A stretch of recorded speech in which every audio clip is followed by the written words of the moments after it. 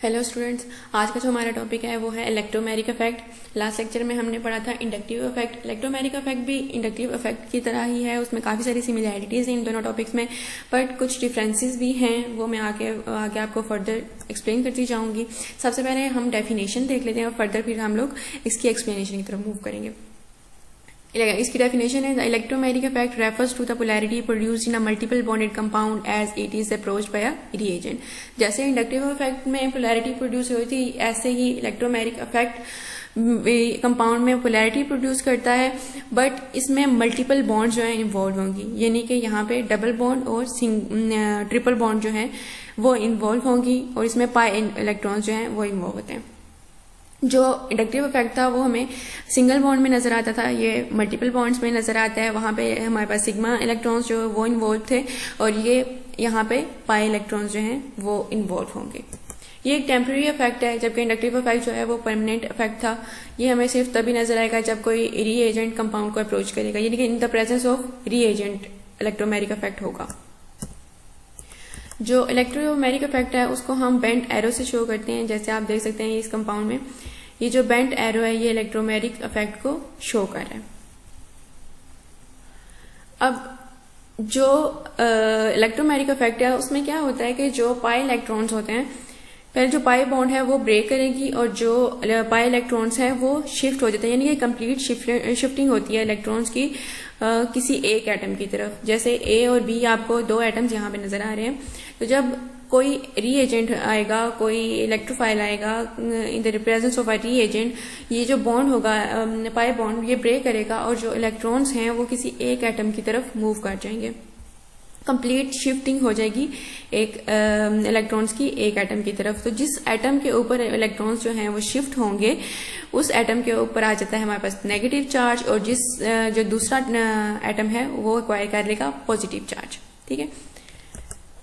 When a double or triple bond is exposed to an electrophile reagent, the two pi electrons which form the pi bond are completely transferred to one atom over the other. जो inductive effect था उसमें हमने देखा था कि electrons की displacement तो हो रही होती है, बट कंप्लीट ट्रांसफर नहीं होती इलेक्ट्रॉन्स की, यानी कि जो हमारे पास सिंगल बॉन्ड थी उसमें ऐसा था कि जो इलेक्ट्रॉन्स थे, जो सिग्मा इलेक्ट्रॉन्स थे, वो एक एटम की तरफ मोर डिस्प्लेस हो जाते हैं, यानी कि एक एटम की तरफ वो पुल हो रहे होते हैं, बट वो कंप्लीट शिफ्ट नहीं होते किसी एक एटम की तरफ। लेकिन जो इलेक्ट्रोमैग्नेटिक इफेक्ट है इसमें जब पाई बॉन्ड ब्रेक करता है, जो इलेक्ट्रॉन्स होते हैं वो कंप्लीटली ट्रांसफर हो जाते हैं एक एटम के ऊपर। एक ये डिफरेंस है दोनों टॉपिक्स में। अब हम एक एग्जाम्पल से देख लेते हैं। Take an example of ethylene. Ethylene की एग्जाम्पल ले लेते हैं।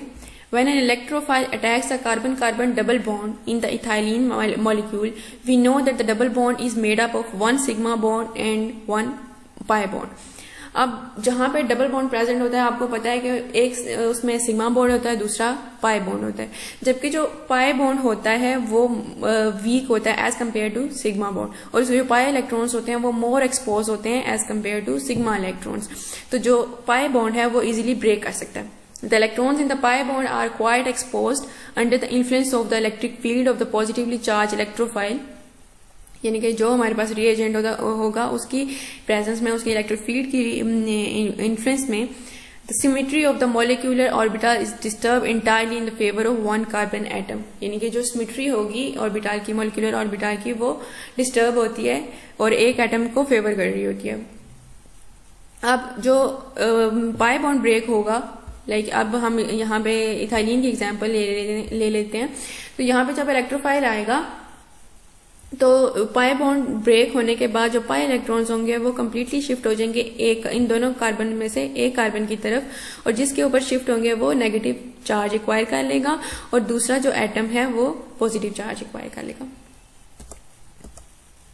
अब जो और आई होप आप लोगों को थोड़ा सा समझ आ गया होगा इलेक्ट्रोमैग्नेटिक इफेक्ट का कि ये इसमें और इंडक्टिव इफेक्ट में क्या डिफरेंस है और इलेक्ट्रोमैग्नेटिक इफेक्ट है क्या। अब ये जो इलेक्ट्रोमैग्नेटिक इफेक्ट होता है ये दो चीजों पे डिपेंड कर रहा होता है। अब किस एटम ने पॉजिटिव चार्ज एक्वायर करना है और किसने नेगेटिव चार्ज एक्वायर करना है, ये दो चीजों पे बेस करता है, एक इलेक्ट्रोनेगेटिविटी के ऊपर और दूसरा स्टेबिलिटी ऑफ द कंपाउंड। ठीक है, इन दो चीजों के ऊपर डिपेंड कर रहा होता है चार्ज, यानी कि किस एटम के ऊपर नेगेटिव चार्ज आना है, किस एटम के ऊपर पॉजिटिव चार्ज आना है। अब हम एक एग्जांपल ले लेते हैं इन दोनों चीज़ों को अंडरस्टैंड करने के लिए। सबसे पहले इलेक्ट्रोनेगेटिविटी कि इलेक्ट्रोनेगेटिविटी कैसे डिपेंड कर रहा है। यहाँ पे मैंने एग्जांपल लिया है कार्बोनाइल कार्बन की। आपको पता है कार्बोनाइल कार्बन का कि इसके साथ एक ऑक्सीजन अटैच होता है।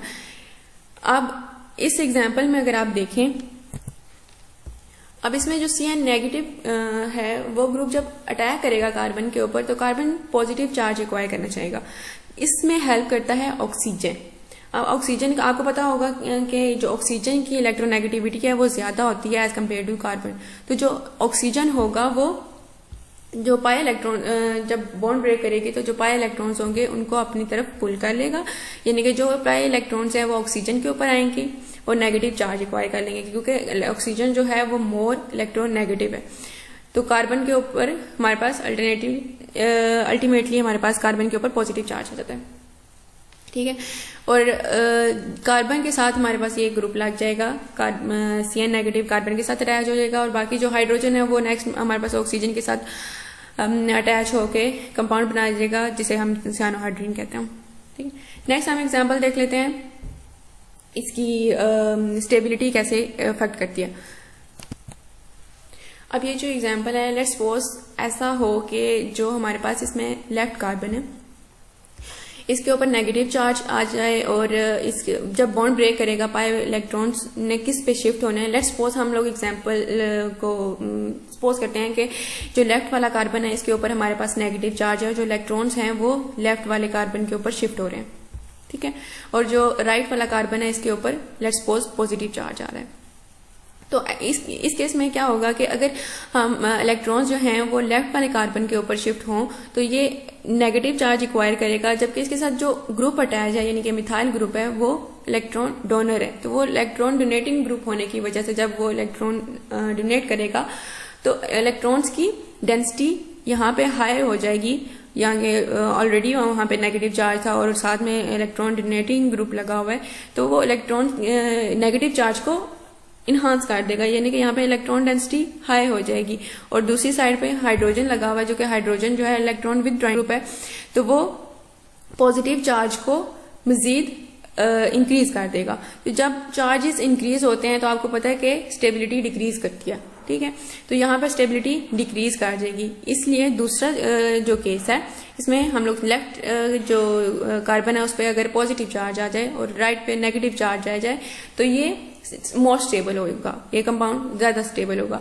तो ये हम इसके पीछे रीजन था, जबकि हम इसको मार्कोव-विनिकोव रूल से करते हैं, जो कि मार्कोव-विनिकोव जो रूल है वो कहता है addition take place according to Markovnikov rule which states that the negative portion of attacking reagent goes to carbon atom containing lesser number of hydrogen atoms.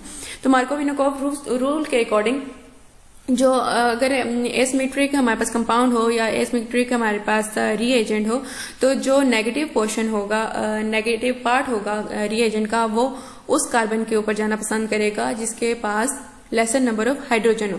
तो जो हम लोगों ने अभी एक्सप्लेन की थी बात वो भी यही है, यानी कि अब जो हमारे पास क्लोराइड है वो किसके पास जाना पसंद करेगा, जिसके साथ मिथाइल ग्रुप लगा हुआ है। अब आपको पता है कि इन दोनों कार्बन्स में किसके साथ हाइड्रोजन जो है वो ज्यादा है, किसके साथ कम है। जो राइट वाला है कार्बन उसके पास लेसर नंबर ऑफ हाइड्रोजन है, तो जो नेगेटिव पार्ट जो है वो लेफ्ट साइड पे जाना पसंद करेगा।